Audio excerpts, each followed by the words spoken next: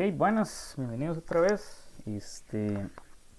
Entonces, hoy lo que vamos a hacer es, lo que voy a hacer es hacer un poquito de ejercicios de lo que vimos la vez pasada de dinámica rotacional, ¿verdad?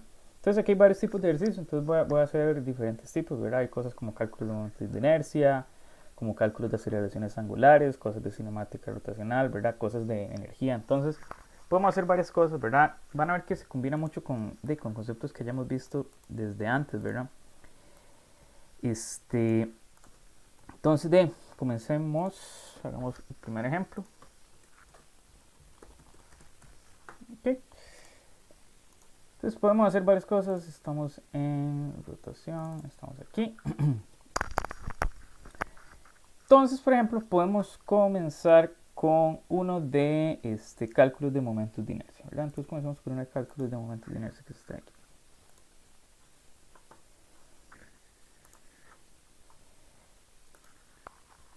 Ok, entonces me dicen lo siguiente. Me dicen, este es el número 24, me dice, dos bolas con masas M mayúscula y M minúscula se conectan mediante una barra rígida de longitud L y masa despreciable como se muestra en la figura, ¿verdad? Que es ese de ahí. Dice, para un eje perpendicular a la barra, ¿verdad? Que es el que se muestra ahí, muestre que el sistema tiene un momento de inercia mínimo cuando el eje pasa a través del centro de masa y demuestre que este momento de inercia es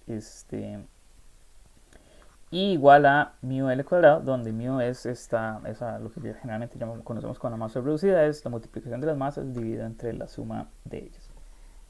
Entonces, lo que vamos a estar haciendo aquí es básicamente primero calcular el momento de inercia, calcular también el momento de masa, y ver dónde es que el momento de inercia va a ser máximo. Entonces, para la parte A, comenzamos primero calculando el momento de inercia, ¿verdad? El momento de inercia del sistema se calcula con la fórmula que habíamos visto. En este caso, vean que son dos masas puntuales y la barra no tiene masa, entonces no hay que contarla porque la barra tiene masa despreciable. Entonces, el momento de inercia del sistema se calcula mediante la siguiente expresión, ¿verdad? Sería el momento de inercia ahí es la suma de la masa de cada una de las masas multiplicada por las posiciones con respecto al eje de rotación al cuadrado. En este caso, vean que el momento de inercia es este de la figura. Entonces las posiciones van a estar medidas con respecto a este eje que pasa en esta distancia que tenemos ahí. ¿Ok? Entonces, utilizando el eje que se muestra en la figura, ¿verdad? Usando el eje mostrado en la figura, ¿qué obtenemos? Pues bueno, usando el eje que se muestra en la figura, sabemos que la masa M mayúscula está en una posición X, ¿verdad?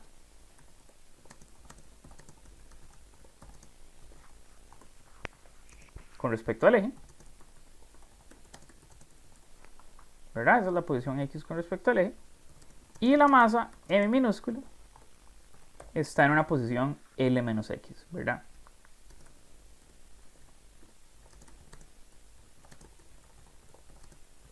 Estamos utilizando básicamente lo que nos está indicando la figura.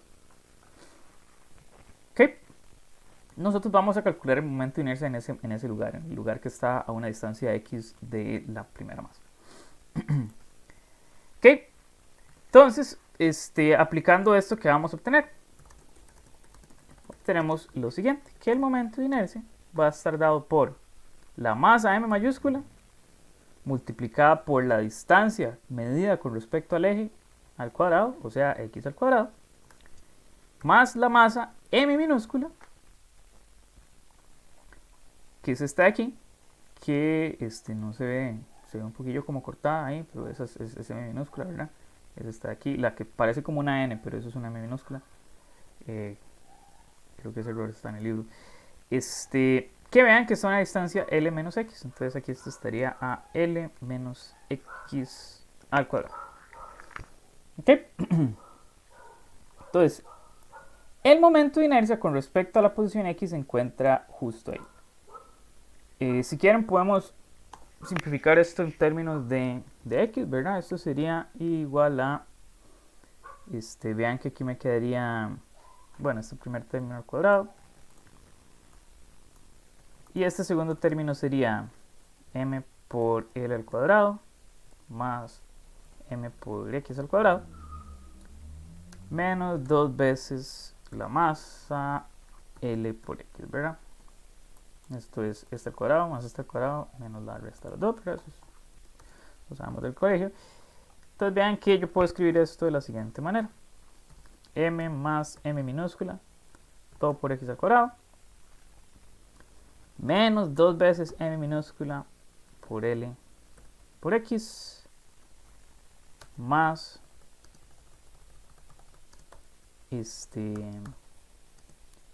m por L al cuadrado.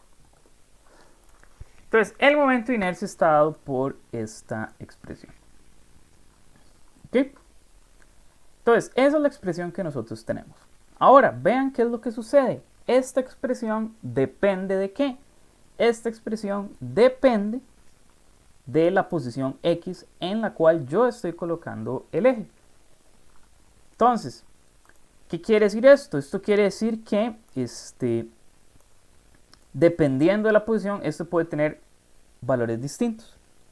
¿Ok? Ahora, ¿esto tendrá un máximo o un mínimo? Pues bueno, no sabemos. ¿Cómo vamos a saber? Pues lo que podemos hacer es hacer lo que siempre sabemos para encontrar máximos de funciones. Entonces, el momento de inercia depende de X. ¿Verdad? Depende de X, de la distancia de X. ¿Ok? Entonces, para encontrar, me piden el máximo de eso, el mínimo, perdón. Para encontrar el valor mínimo, simplemente hacemos lo que sabemos de cálculo. Derivamos, igualamos la derivada con respecto a X a 0. Que esto es lo que ustedes saben de cálculo. ¿Dónde va a estar el máximo o el mínimo de una función? ¿Verdad? El extremo de una función va a estar en los puntos en los cuales la derivada es igual a 0. En este caso, nuestra función es el momento de inercia. Y la variable es x, que es la posición a lo largo de la barra en la cual yo pongo mi eje de rotación. Vean que la derivada de esto con respecto a x es muy sencilla. El último término no depende de x, entonces es constante. El primer término sería 2 veces m más m por x. Y el segundo término me da 2m.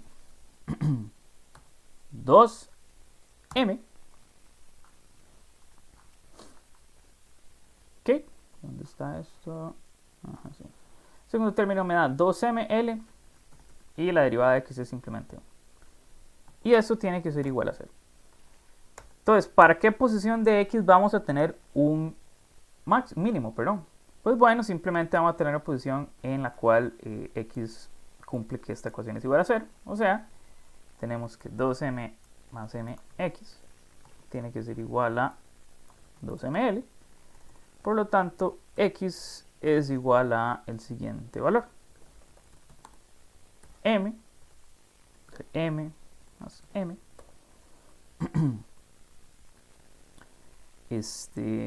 m entre m más m multiplicado por la longitud. Entonces, la posición en la cual hay un mínimo es en esta de aquí. Ok, técnicamente para saber que es un mínimo, para corroborar que es un mínimo, tenemos que derivar esto otra vez más y, y ver el signo, ¿verdad? Si es un signo positivo, la segunda derivada es un mínimo.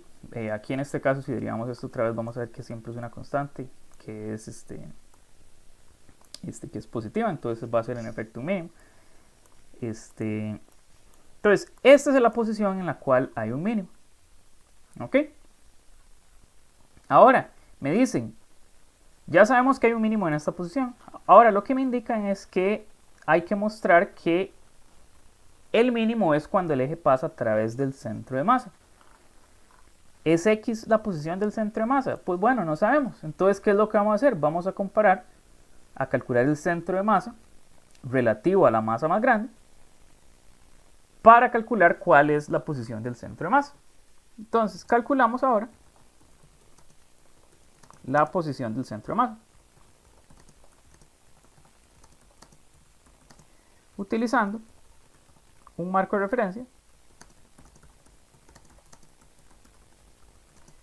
con M mayúscula en el centro. ¿Por qué? Porque vean que la distancia X está medida con respecto a M mayúscula. Entonces yo lo quiero comparar con el valor que yo obtendría en ese marco de referencia.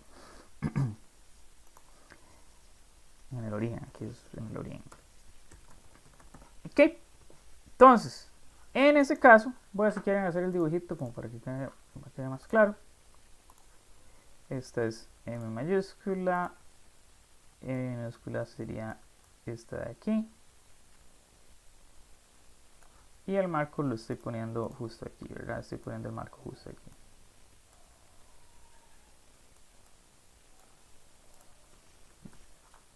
Este es M, este es M. ¿Y cuál sería la distancia que hay entre M mayúscula y M minúscula? Pues bueno, ya lo tenemos indicado, es simplemente L. Entonces podemos indicarla aquí. Eso sería esta de acá.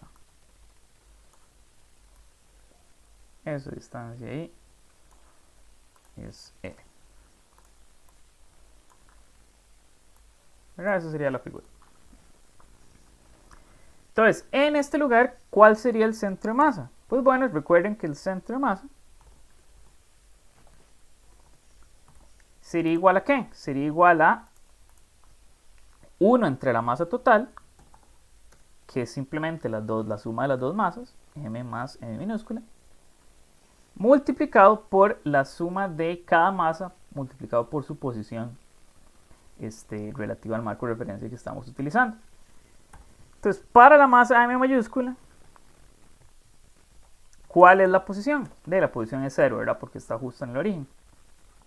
Y para la masa M minúscula, la posición es L.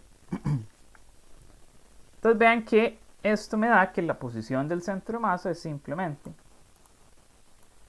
M entre la masa total, M mayúscula más M minúscula, multiplicada por la longitud de la barra. Pero vean que esta posición es exactamente igual a la que habíamos encontrado en la que se encontraba nuestro mínimo. Entonces corroboramos que el mínimo del momento de inercia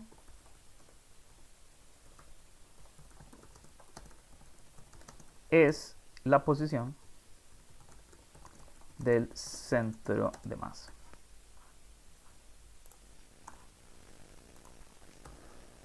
Ok, entonces ya tenemos que en efecto el mínimo se va a encontrar en la posición del centro de masa.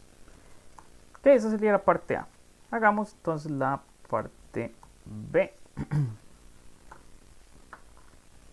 En la parte B tenemos lo siguiente.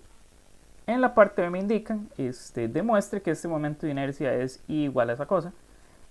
¿De cómo hacemos eso? Pues bueno, muy fácil. Ya sabemos cuál es el valor del momento de inercia. Y ya sabemos cuál es la posición del mínimo. Entonces lo único que hay que hacer es sustituir este valor de X en el momento de inercia. Entonces sustituimos el valor de X igual a esto de acá, ¿verdad? Que es la posición del centro de masa, en la expresión para el momento de inercia del, del sistema relativo a ese eje, ¿verdad? Relativo al eje que estamos utilizando, que era esta de acá.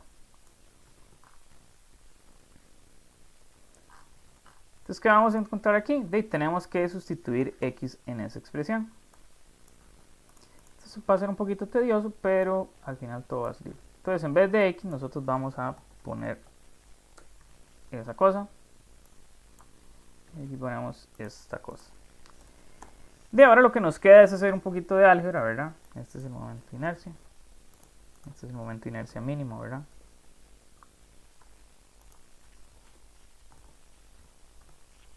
indicamos, este es el momento de inercia mínimo. Bien, entonces vamos haciendo álgebra aquí. Vean que aquí esto me daría m minúscula al cuadrado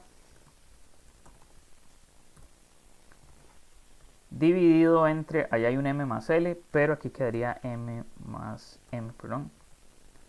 Porque aquí hay uno arriba, aquí hay dos abajo por el cuadrado, entonces se me cancela. Y aquí me queda l cuadrado. Menos, aquí me quedaría, vean que me queda 2m cuadrado. Aquí lo tengo bien.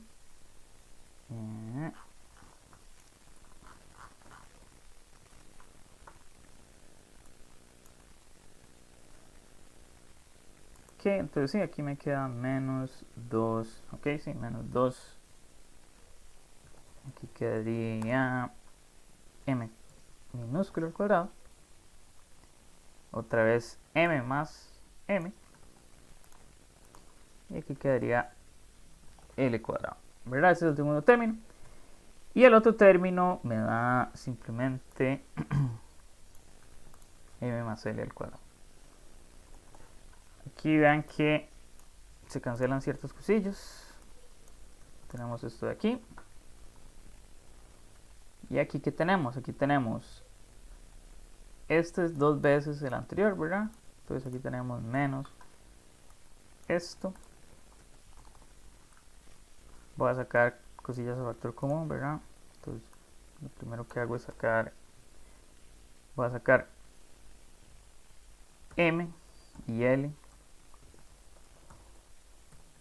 Y esto de aquí, m más m a factor común.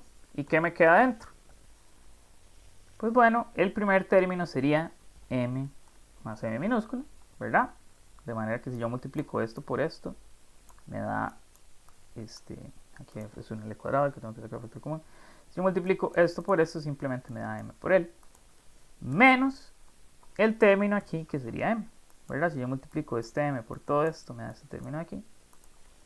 Pero vean que ahí se me cancelan los m minúsculas. ¿Y qué me queda? Me queda que el momento de inercia es simplemente todo eso multiplicado por m mayúscula. Pero este momento es exactamente lo que nos pedían. Vean que nos pedían que el momento de inercia en ese eje era μ por l cuadrado, donde μ era la multiplicación de las masas dividida entre la suma de ellas. Entonces vean que esto es igual a ese μ que nos piden ahí. μ por l cuadrado, donde μ es igual a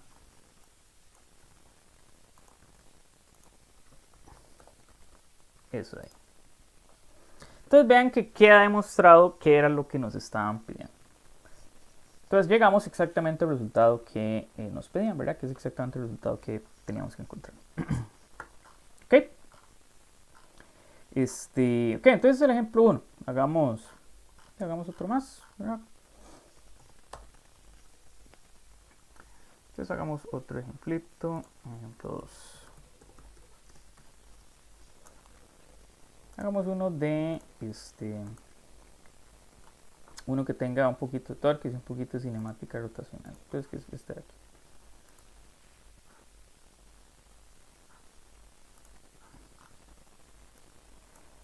Y voy a abrir el libro porque vamos a necesitar ciertos valores que nos van a ayudar. ¿Dónde lo abrí? Aquí lo abrí. Ciertos valores que nos van a ayudar. ¿Dónde los tengo? Creo que se los tengo aquí. Esta tabla es súper útil. Esta tabla se encuentra en la página 261 del libro, al menos en la versión en español. Es la tabla 10.2. Está justo en la sección 10.5, parece. Está en la sección 10.5. Entonces esta tabla es súper útil porque tiene los momentos de inercia de diferentes figuras y nos indican a qué eje o cuál es el eje que estamos utilizando. Entonces vamos a tener que usar uno de estos en el siguiente ejemplo, por eso es que voy a tener esta tabla ahí a mano. Tengo esto abierto 2 veces. Ok, entonces nos dicen, una rueda de molino tiene la forma de un disco sólido uniforme de 7 centímetros de radio y 2 kilogramos de masa.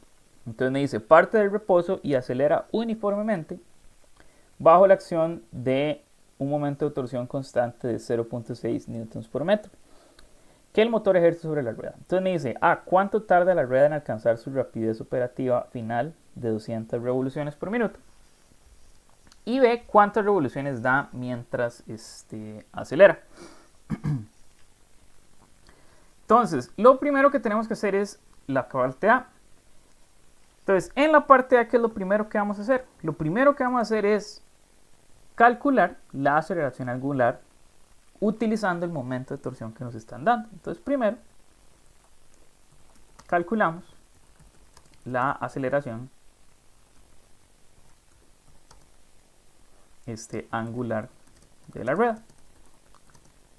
¿Cómo calculamos la aceleración angular? Pues bueno, utilizamos la siguiente fórmula, que era como decir la segunda ley de Newton, por decirlo así, el análogo de la segunda ley de Newton, pero para sistemas rotacionales, ¿verdad? Sistemas en rotación.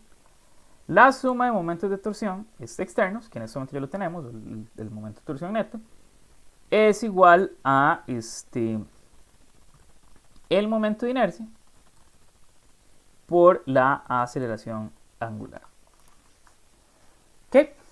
Ahora, ¿cuál es el torque externo? El momento de torsión externo ya lo tenemos, es de 0.6. Tenemos que calcular el momento de inercia. Para eso vamos a utilizar la tabla. El momento de inercia de un disco sólido uniforme es el siguiente.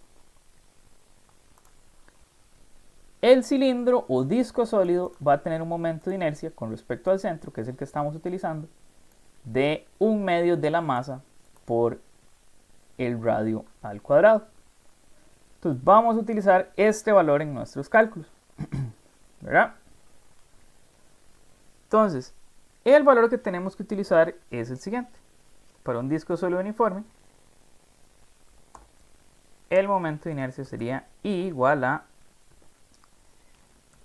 1/2 de la masa por el radio al cuadrado. Entonces vean que en este caso es bastante sencillo de calcular porque ya tenemos todos los valores. La masa es simplemente 2 kilogramos y el radio sería 7 centímetros, que 7 centímetros vamos a utilizarlo en metros, ¿verdad? Porque el momento de torsión nos lo dieron en newtons por metro, ¿verdad?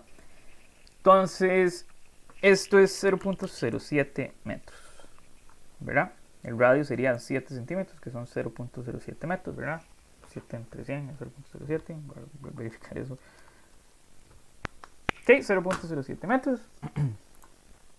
Entonces vean que esto es al cuadrado, perdón. Eso sería simplemente 0.07 al cuadrado. Que eso me da 0.0049. Ok, el momento de inercia está en kilogramos por metro cuadrado.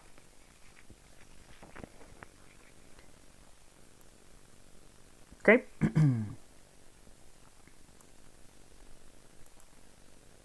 Sí, todo. Ahora sí, este es el momento de inercia que tenemos, ¿verdad? 0.0049. 0.0 sí, está bien calculado. Y ya tenemos el momento de torsión externo, ¿verdad? Entonces, sustituyendo en la expresión para la aceleración angular, encontramos lo siguiente. Vean que de esta expresión la aceleración angular es simplemente el momento de torsión externo dividido entre el momento de inercia. Y ya tenemos los dos valores. El momento de torsión externo es 0.6 Y el momento de inercia es ese de ahí, ¿verdad? Entonces teníamos 0.6 entre 0.0049. Esto me da, tenemos 6 cifras significativas, esto es, perdón, 3 cifras significativas. ¿Sí? Entonces esto es 122. ¿En qué está esto? Esto está en radianes sobre segundo al cuadrado, ¿verdad? Porque es una aceleración angular.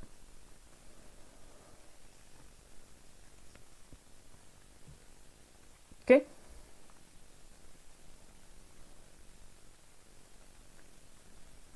Esta sería entonces la aceleración angular del sistema. Ahora, eso no es lo que nos piden. Nos dicen que la rueda parte del reposo y acelera uniformemente con esta aceleración. Entonces, ¿cuánto va a tardar en alcanzar su rapidez operativa final? Pues bueno, para eso necesitamos utilizar la fórmula que sabemos para la velocidad cuando tenemos movimiento con aceleración angular constante. Entonces, el movimiento es con aceleración angular constante, por lo que la velocidad angular está dada por simplemente omega igual a la aceleración angular inicial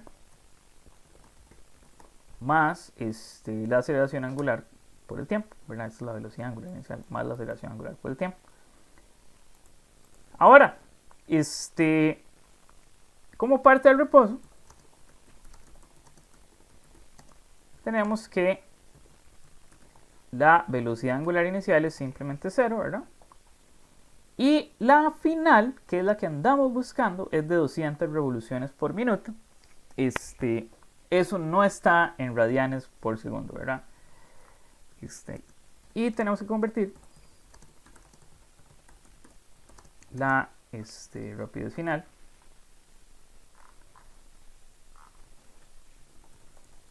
operativa final a radianes sobre segundo.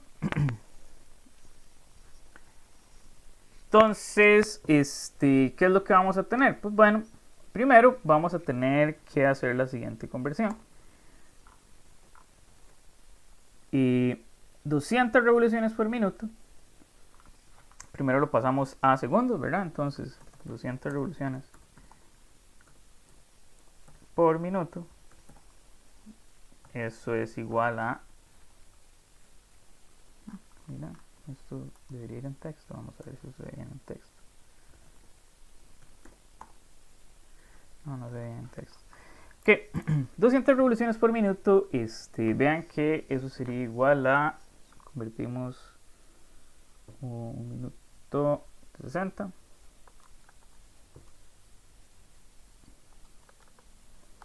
Esto es 3.33 revoluciones por segundo.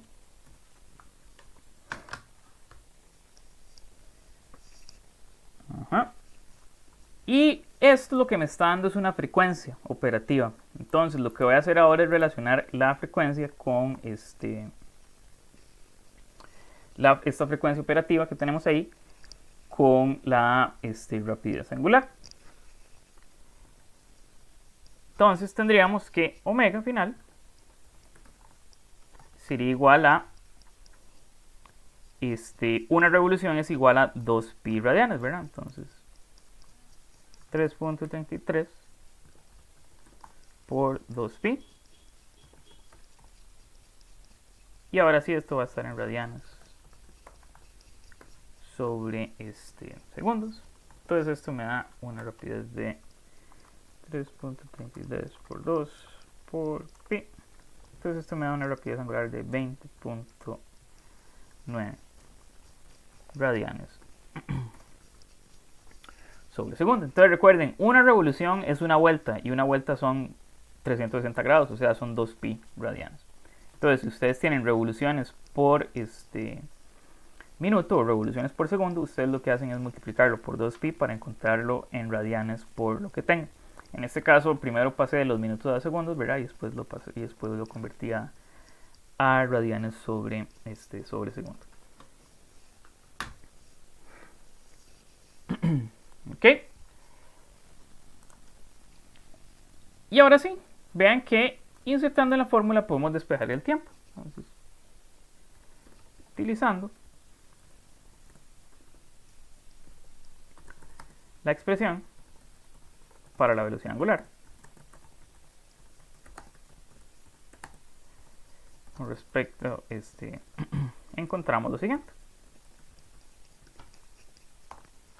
¿Verdad? Entonces, partiendo de esta ecuación, ya sabemos que la inicial es 0.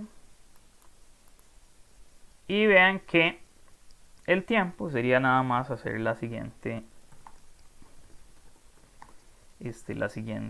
división. Que ya lo tenemos, ¿verdad? Tenemos que la aceleración angular es 122 y la velocidad angular final que buscamos es ese de ahí. Entonces, ¿qué tenemos? Tenemos que eso sería 122 entre 20.9. Esto me da 5. Soy un idiota. Aquí esto es omega y esto es alfa. Ok. Ahora sí tiene más sentido. Ajá. Y aquí esto es 20.9. Ok.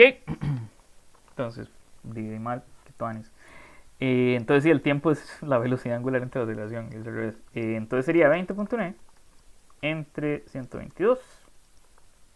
Que eso es 0.17 segundos.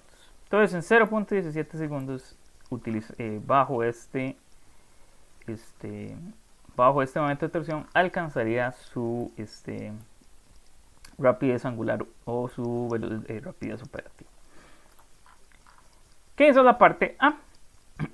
Entonces me dice, ¿cuántas revoluciones da mientras acelera? Pues bueno, eso lo que tenemos que hacer en este caso es ahora utilizar la expresión para la posición angular. Entonces, necesitamos encontrar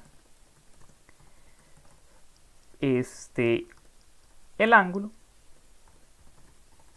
que ha barrido la rueda desde el reposo. Ahora, ¿cómo podemos hacer eso?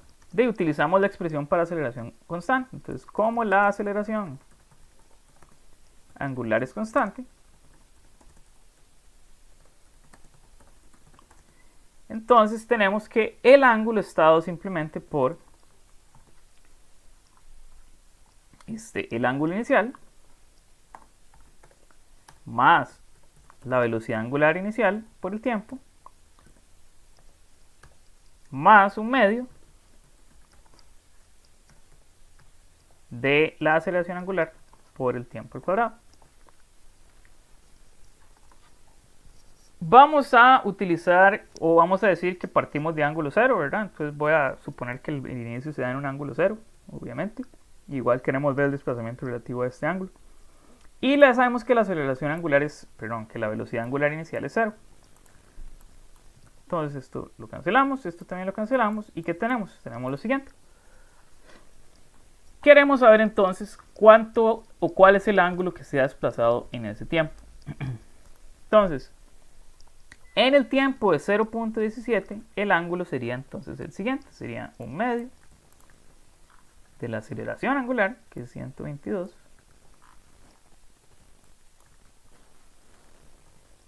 por el tiempo al cuadrado, que es 0.17.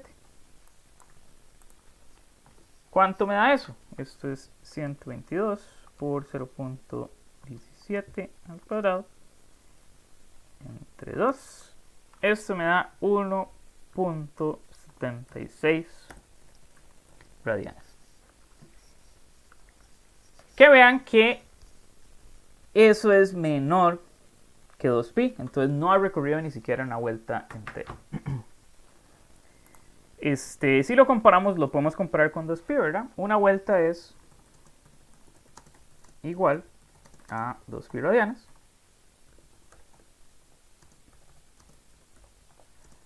Por lo que se ha desplazado, o por lo que ha completado 1.76 sobre 2pi entre 2 entre pi ha completado 0.28 vueltas.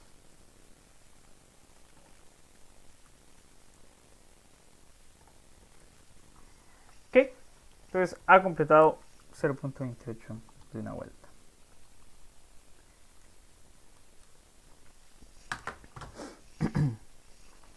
Eso es lo que ha completado en ese tiempo. 0.07 al cuadrado. Ok, entonces eso sería el valor que nosotros tenemos que utilizar.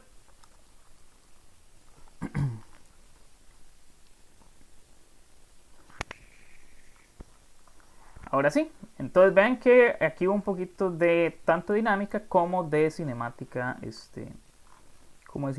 rotacional también. Un poquito usar estos valores de aceleración constante. Ok, entonces ya tenemos eso de ahí. Hagamos otro ejemplo. Hagamos otro ejemplo más. Okay, entonces veamos otro ejemplo más. Ejemplo 3.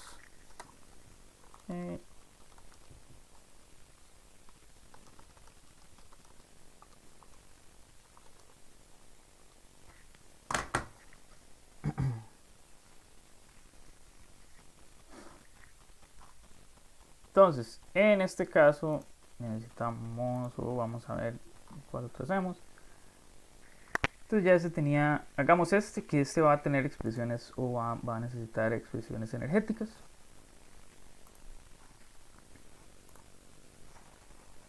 Entonces vamos a ver cómo nos va con este. Dice, considere dos objetos con M1 mayor M2, tenemos M1 mayor M2, conectados por una cuerda ligera que pasa sobre una polea teniendo un momento de inercia de alrededor de su eje de rotación. El momento de inercia es I, no lo están indicando. ¿Cómo se muestra una figura? Dice, la cuerda no se desliza sobre la polea ni se estira. Y la polea gira sin fricción. ¿Qué quiere decir eso? Quiere decir que no hay fricción en el eje de la polea, pero sí tiene que haber fricción estática en el borde de la polea para que la cuerda no se deslice. Cuando hay estos casos de que la polea sí está rotando, en estos casos las tensiones en ambos lados de la polea no tienen por qué ser necesariamente iguales. Entonces aquí hay que hacer, cuando trabajamos esto con dinámica, digamos con suma de fuerzas, hay que tener bastante cuidado. En este caso vamos a hacerlo mediante métodos energéticos. Entonces dice, los dos objetos se liberan a partir del reposo separados por una distancia vertical 2h, que es esa de ahí. Me dice, utilice el principio de conservación de energía para encontrar las rapideces de traslación de los objetos cuando se pasa uno al otro. Y me dice, encuentre la rapidez angular de la polea en este momento. Ok, entonces la cuerda no se desliza sobre la polea ni se estira. Entonces vamos a tener lo siguiente. Para la parte A, lo primero que tenemos que hacer es recordar lo siguiente. Las únicas fuerzas que van a estar realizando trabajo sobre el sistema van a ser las fuerzas gravitacionales, ¿ok? Porque las demás fuerzas, como la polea ni la cuerda no se está deslizando, ¿verdad? Una con respecto a la otra, ¿verdad? La cuerda no se desliza en la polea. Entonces la fricción estática que me mantiene la polea pegada a la cuerda no realiza ningún trabajo, ¿verdad? Porque esos puntos no se están moviendo. Entonces, la única fuerza que realiza trabajo es la gravedad, por lo que podemos utilizar conservación de la energía mecánica.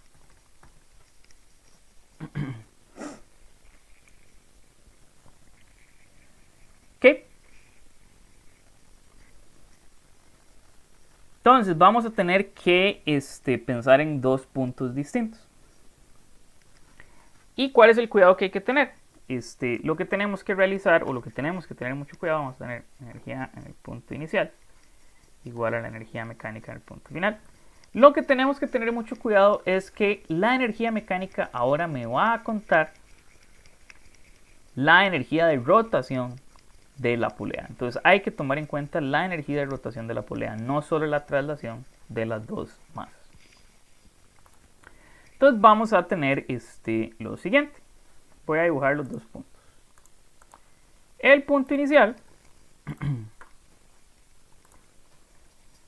Entonces, punto inicial o el estado inicial. Pues simplemente tenemos esta figura de ahí, ¿verdad? Vamos a hacerla un bosquejo rápidamente. Tenemos la polea, que está en reposo. Tenemos las dos masas. Esta de abajo. La otra es un poquito más larga. Sí, M2 es la que estamos abajo. Y tenemos mis dos cajitas. Ahí tenemos M1. Aquí tenemos M2. M1 es más pesada. Entonces vamos a tener M1 mayor M2. M1. Este es M2. Y la distancia que hay originalmente entre ellas es de H. Entonces vamos a indicar esa distancia ahí. La distancia que hay entre ambas masas originalmente es de H. Bueno, no, 2H, perdón. 2H indican, ¿verdad? Vamos a ver. 2H. Ese es el estado inicial y me dicen que todo está en reposo, ¿verdad? Entonces aquí en este estado inicial todo está en reposo. ¿Cuál vamos a tener como el estado final? Pues bueno, en este caso, como la masa 1 es mayor a la masa 2, la masa 1 va a bajar, ¿verdad? Por la acción de la gravedad, y la masa 2 va a subir, ¿verdad? A medida que la masa 1 baja, la masa 2 sube. Ahora, ¿cuál es el punto en el cual ambas masas se encuentran en la misma posición?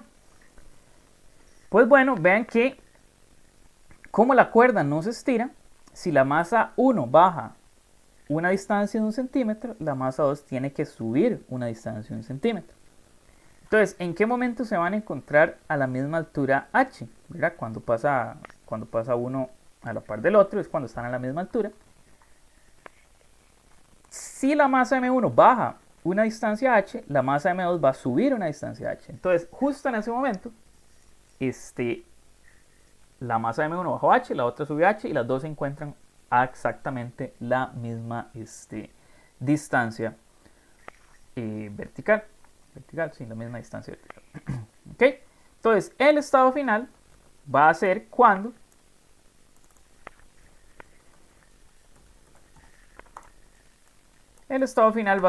tenemos lo siguiente. Entonces vamos a tener esta misma polea. La masa M1 va a haber bajado una distancia. La masa M2 va a haber bajado otra distancia. Entonces se encuentra una a la par de la otra.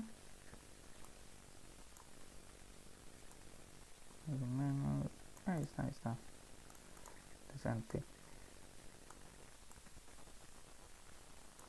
Ok, entonces justo se encuentra una a la par de la otra. Tenemos que la masa M1 va hacia abajo. La masa M2 va hacia arriba.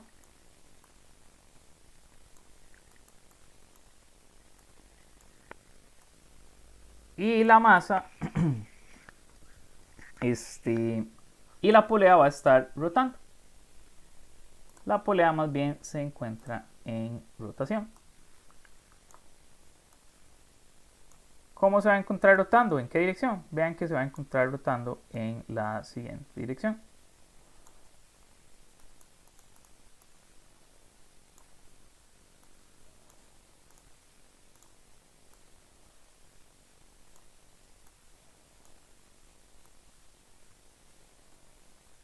Ok, eso va a ser la rotación de la masa.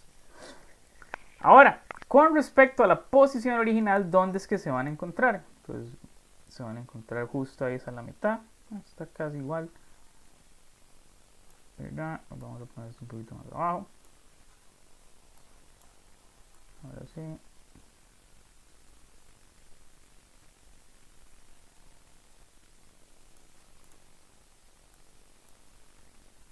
Ok.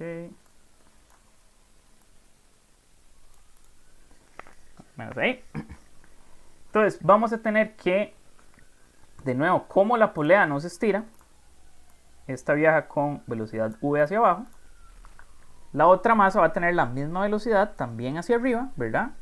Solo que hacia arriba, ¿verdad? Perdón, tiene la misma rapidez, pero la velocidad es hacia arriba en vez de hacia abajo. Tienen que ser la misma, ¿verdad? Porque la cuerda no se estira.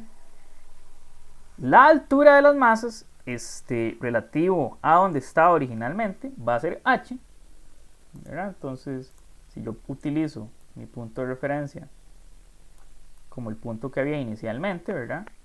En ese punto, las masas ahora se encuentran en una distancia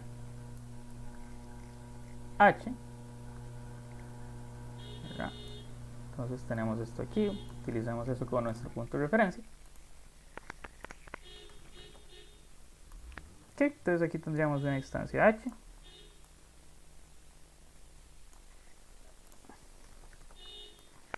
Ok.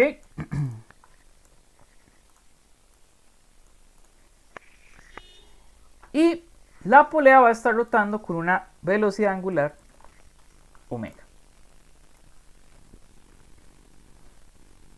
Ok, ese es mi estado final. Lo que tenemos que hacer es calcular la energía inicial y la energía final y compararlos. Ahora sí, ¿qué podemos hacer aquí o qué otras cosas vamos a necesitar?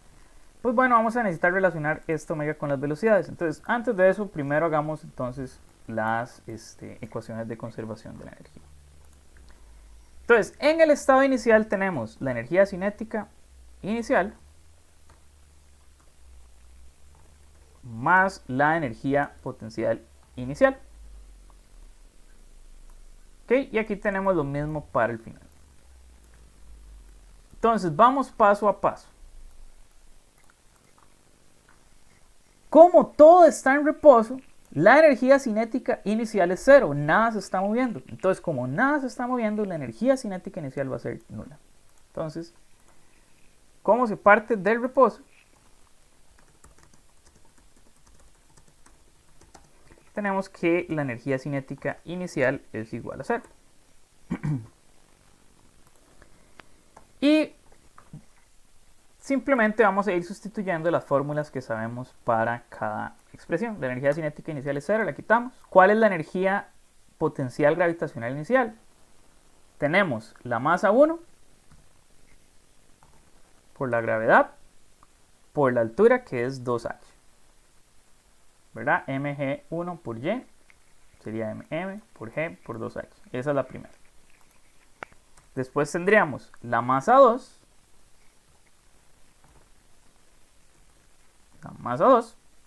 por la gravedad por la altura, pero la altura es 0, ¿verdad? Entonces vean que si estoy utilizando el marco de referencia que está, voy a indicarlo mejor para que sea mucho más claro cuál es el marco que estoy utilizando. Estoy utilizando este marco de referencia en ambos casos. Entonces vean que en ese marco de referencia, va a ser chiquitito, en este marco de referencia, la altura M2 es 0, entonces no vamos a tener esa energía potencial. Entonces solo tenemos la energía potencial de esta. La polea también tiene una energía potencial, pero no va a cambiar nunca, entonces va a ser innecesaria. Ahora, en la parte final, ¿qué tenemos? tenemos tres energías cinéticas relevantes. Tenemos la masa 1, un medio de la masa 1, por la velocidad al cuadrado. Eso es para la masa 1. Para la masa 2 tenemos lo mismo, solo que la masa es m2 en vez de m1. Pero hay una energía cinética extra más, que es la energía rotacional de la polea, ¿verdad? ¿Cuál es esa energía rotacional? Pues habíamos visto que esa energía rotacional iba a ser un medio del momento de inercia por la velocidad angular al cuadrado. ¿Ok? Entonces, hay que recordar que la polea se encuentra en rotación, ¿verdad? La polea está en rotación. Vamos a indicarlo aquí. La polea tiene energía cinética rotacional. Entonces, la polea tiene energía cinética rotacional, que es esa de ahí. Ahora, ¿cuáles son las energías potenciales gravitacionales? Pues bueno, vean que ahora tendríamos la masa m1 por g por la altura. Y la masa m2 ahora sí está a una altura que está a la misma altura h, o sea, la masa m2 por g por la altura. Ok, y ahora sí, queremos despejar para la velocidad. Entonces lo que voy a hacer es lo siguiente, voy a poner todo lo que tenga velocidad o cosas de velocidad en un lado, que es eso de ahí. Y aquí yo tendría, y si paso esto, tendría esto de acá, menos, ¿verdad? Que es un 2, menos este otro. Pero vean que esto me resta eso ahí. Entonces yo voy a hacer un poco de simplificaciones acá. Esto lo puedo escribir de la siguiente manera. Puedo hacerlo como, voy a escribir aquí m1 más m2, todo esto por la velocidad al cuadrado, ¿verdad? Aquí ya estamos haciendo álgebra, ¿verdad? Entonces aquí más esto por la velocidad angular al cuadrado. Y en este lado yo tendría este menos este, me da solo uno de estos, ¿verdad? Menos este otro.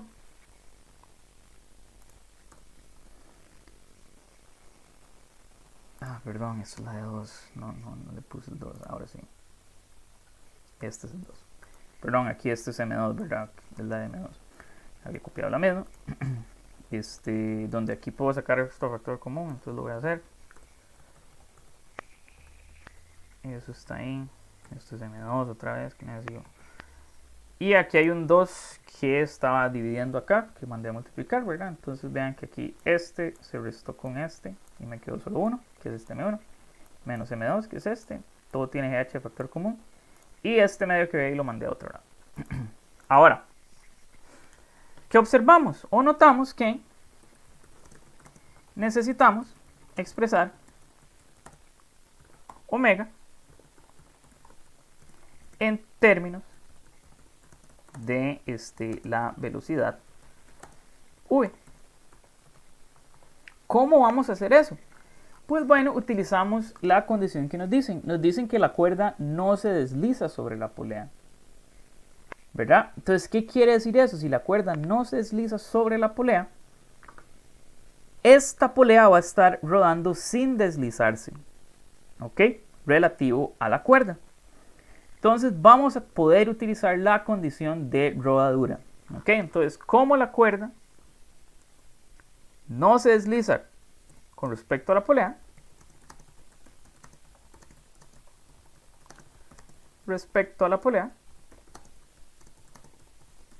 podemos usar la condición de rodadura, que es la siguiente. Tenemos que simplemente omega va a ser igual a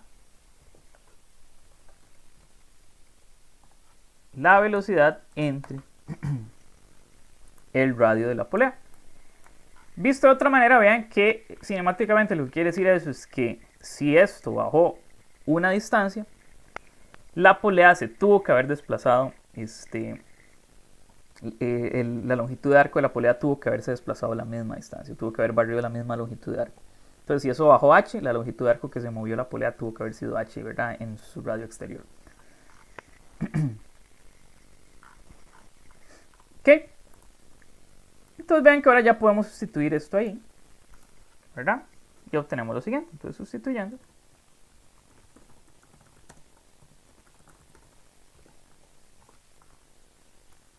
Todo esto de aquí. Y en vez de omega tenemos esto de acá, que sería v cuadrado sobre r al cuadrado.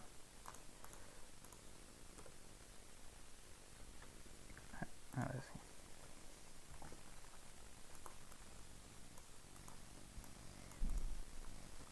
Ok.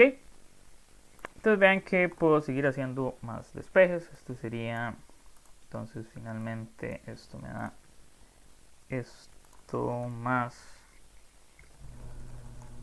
i sobre, eso no es una i, eso es un 1. Esto me da i sobre r al cuadrado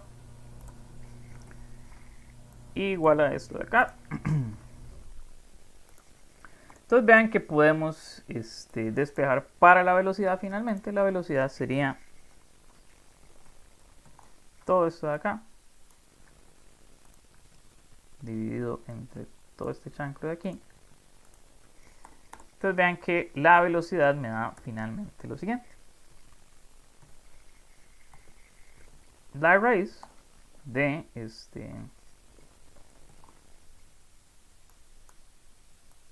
m1 menos m2 sobre todo esto por 12h.